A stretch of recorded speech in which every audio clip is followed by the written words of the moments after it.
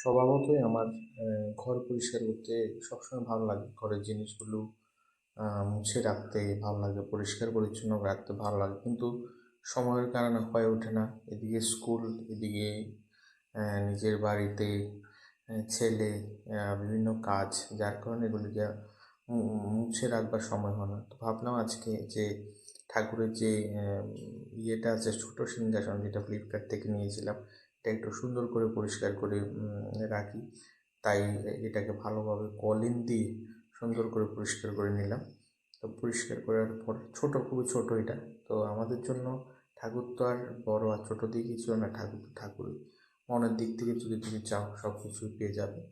তো সেটা পরিষ্কার করার পর এবার যে ছবিগুলো ছিল, ফটো ছিল ঠাকুরের, সেই ছবিগুলোকে ভালো মতো পরিষ্কার করে নিলাম, কারণ অনেক দিন নোংরা পড়েছিল। তাই এগুলো সুন্দর করে পরিষ্কার করে আবার সেখানে